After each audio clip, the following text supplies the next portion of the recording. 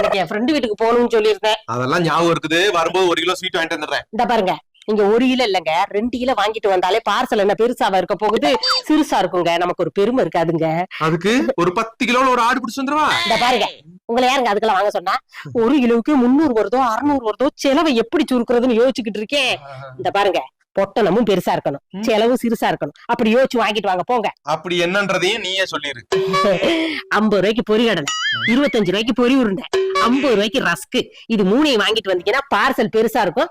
அப்புறம் உதிரி ரஸ்க்குதே வாங்கணும். பாக்கெட் ரஸ்க் வாங்கப்படாது, பொட்டணம் சிறுசாகி போயிடும். நமக்கு கொண்டுகிட்டு போகும்போது பெருமையாவும் இருக்கும். பெருமையா இருக்குதான். ஒரு வீட்டுக்கு போகும்போது பொரியையும் பொரி உருண்டையும் கொண்டு போனாக்க அவங்க நம்மளை பத்தி என்னடி நினைப்பாங்க? இந்த பாரியா, எந்த விருந்தாளியும் அவங்க வாங்கிட்டு வந்த பார்சல அந்த வீட்டுக்காரங்க அப்பவே பிரிக்க மாட்டாங்க. போனதுக்கு அப்புறம் பிரிப்பாக. அவங்க பிரிக்கும் போது என்ன நினைச்சா நமக்கு என்னையா, நெருங்க எப்படி ஆட்டிக்கிட்டு போறதை விட 100 ரூபாய்க்கு வாங்கிட்டு வந்தாங்களே நினைச்சுக்குவாங்க. போயா ஓவர் ஆற்றாளே.